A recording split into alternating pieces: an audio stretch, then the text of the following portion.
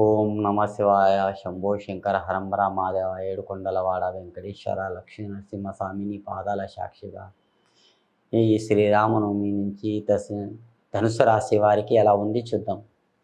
ఈ శ్రీరామనవమి అమ్మ శ్రీరామనవమికి ధనుసు రాశికి ఎట్లా ఉంది చూడు. శ్రీరామనవమి పేరు మీద ధనుసు రాశికి అయ్యప్ప స్వామి భార్యాభర్తలో సుఖం లేదండి. భార్యాభర్తలో సుఖం ఉండదు. లొల్లి కిరికిరి పంచాది. 4 రోజులు మంచిగా ఉంటారు, 4 రోజులు చెడు ఉంటారు. భార్య మాట భర్త వినడు, భర్త మాట భార్య వినడు.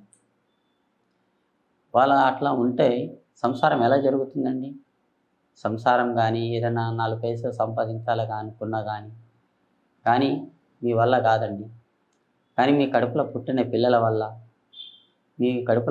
పిల్లల వల్ల జాబు ఉద్యోగం వాళ్ళు సంపాదించి ఒక పెద్ద వాళ్ళు చిన్న వయసు ఉన్నా కానీ పెద్ద పనులు చేస్తారండి. పెద్ద పనులు అంటే అట్లా ఇట్లా కాదండి. ఏదైనా ఫ్లాట్ కానీ ఏదైనా ఫ్లాట్ అంటే జాగా భూమి కానీ తీసుకోవాలని వాళ్ళ మనసులు ఉంటుందండి. ఇప్పుడు మీరు చేశారు, చాలా అనుభవించుతున్నారు. ఈ ధనుసు రాశి వారికి ఎంత చేసినా కానీ నష్టం ఉంటుంది. కానీ అనుకున్న పనుల్లో కానీ ఏదైనా కానీ చేయాలనుకున్న పనుల్లో కానీ నిదానంతో చేయండి. మీరు ఎంత నిదానం చేయండి అంత బాగుంది మీ పేరు మీద. కానీ ఏదైనా కానీ కష్టాలు చిక్కులు దూరం అయిపోతున్నాయండి. ఏం టెన్షన్ పడకండి. అనుకున్న పనుల్లో బాగా జరుగుతుంది. ఏ పని చేసినా కానీ మంచిగా ఉంటుంది. కోరిక ప్రశ్న కూడా బాగుంటుంది. ఈ ఏడాది మొత్తం సాధించాలనుకున్న పని తప్పకుండా సాధించుతారు. అది అవుతుందండి. కానీ తొందరపడకండి, నిదానం చేయండి. మీరు ఎంత నిదానం చేస్తే అంత బాగుంది మీ పేరు మీద. కానీ ఉరుకులు ఆడవద్దు. కానీ అనుకున్న పనుల్లో కానీ అబ్బాయి మంచివాడు, చాలా ధర్మాత్మకుడు. రెండో అబ్బాయి ఉన్నాడు, యోగస్థానంలో ఉంటాడు. యోగస్థానంలో అంటే చక్కర్ ఇంట్లో గంట కూర్చుంటాడు, బయట 2 గంటలు తిరుగుతాడు.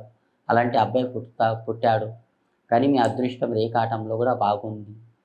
కానీ అదృష్టం రేఖ బాగుంది. ఈ శ్రీరామనవమి నుంచి మీ దరిద్రం రేఖాటం అన్నీ దూరం అవుతాయండి. అనుకున్న పనులు మీకు బాగా జరుగుతాయి. ఏం టెన్షన్ పడకండి. మీ అనుకున్న పనులు మీకు బాగా జరుగుతుంది. కానీ మీ మధ్యలో పిల్లాడి తీసుకున్నారు మంచిదా చెడుదా అనుకుంటున్నారు. మంచిగానే తీసుకున్నారు, చెడు కాదు.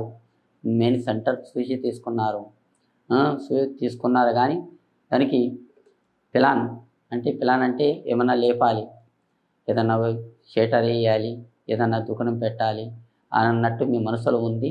అది తప్పకుండా అవుతుందండి.